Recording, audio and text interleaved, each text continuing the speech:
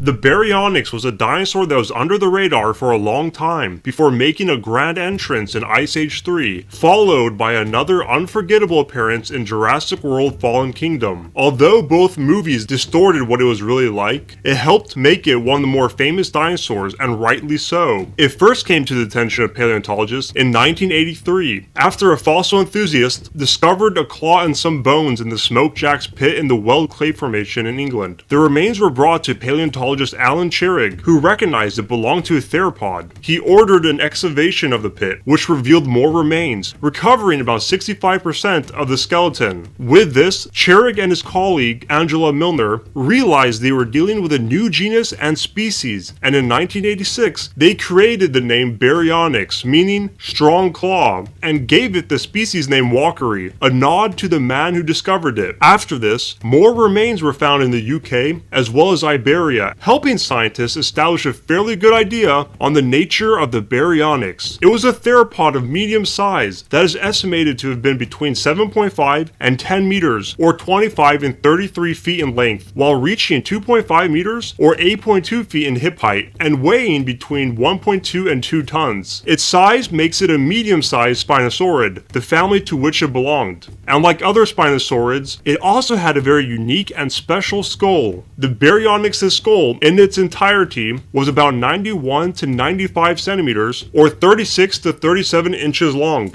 The front section formed a snout that was elongated and narrow, and was likened to the snout of a gharial. Furthermore, the skull bore nostrils, which were far back from the front of its mouth, suggesting that the head was submerged quite often. The skull structure was the first sign of an unusual diet, but even more evidence was portrayed by its teeth. The mouth held numerous teeth, possibly numbering 96. They were long and thin and held the shape of recurved cones, while also bearing fine but minimal serrations, hinting that they functioned by gripping and holding prey. Its jaw and teeth were integral for hunting, but were not the only tools it had, because as the meaning of its name implies, the Baryonyx also had impressive claws. Its arms, which were proportionally normal in size for a theropod, each had 3 claws, with the first finger having a huge one, measuring 31 centimeters or 12 inches in length, while the other claws were much smaller. Its claws and fingers were attached to robust forelimbs, another commonality in spinosaurids. And with the characteristics of its claws, forelimbs, teeth, and skull, paleontologists realized it had a highly unique diet: fish. This is a trait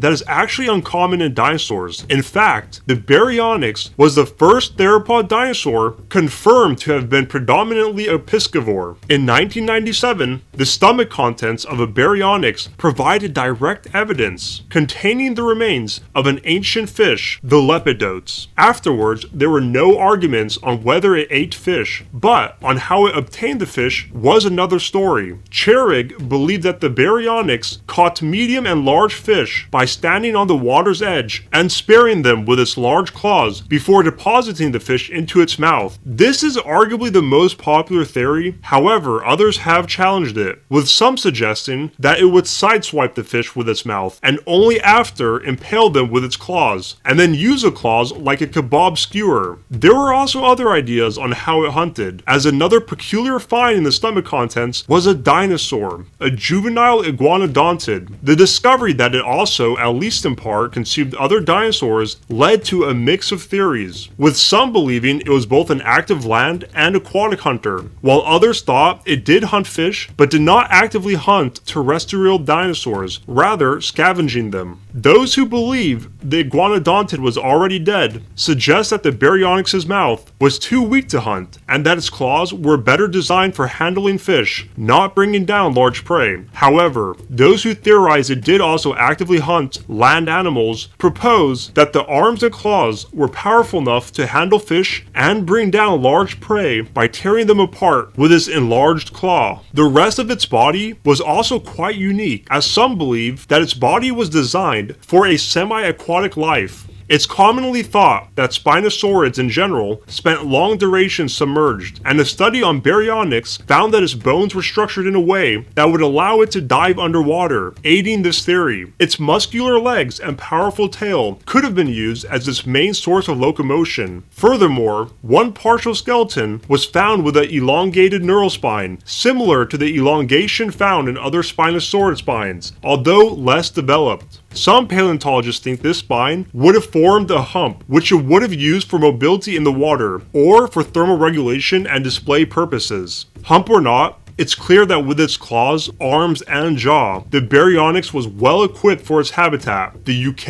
and Iberia, where it lived roughly 130 to 125 million years ago during the early Cretaceous. The UK has been the better study of the two into what it would have been like back then, and the area that corresponds to where Baryonyx lived is believed to have consisted of mudflats and marshes, creating the perfect hunting grounds. The waters of this habitat were shallow and brackish, with fresh water also present via rivers. Forests were situated close by the water and had a high propensity of ferns, horsetails, and conifers, a reflection of the subtropical climate in which the Baryonyx lived. It also wouldn't have lived alone, as other dinosaurs in this area included Iguanodontia, including the iguanodon, and sauropods, as well as crocodiles, pterosaurs, lizards, amphibians, sharks, and bony fish. Furthermore, it's believed to have potentially have lived with a host of other dinosaurs, although some argue not, as certain paleontologists think it lived on a piece of isolated land that was cut off by water. However, if connected to other areas, then it would have also coexisted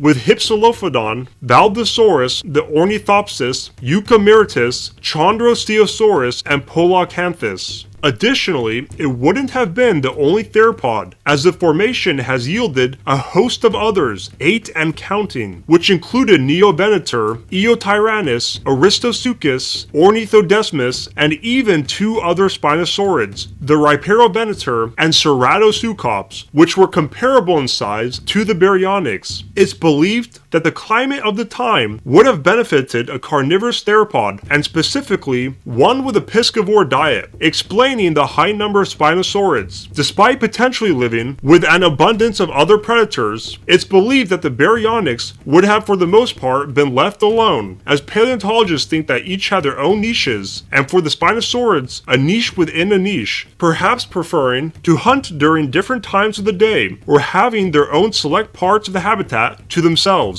The Baryonyx is definitely one fascinating dinosaur who has not only contributed to the big screen, but to our understanding of Spinosaurids and their diets.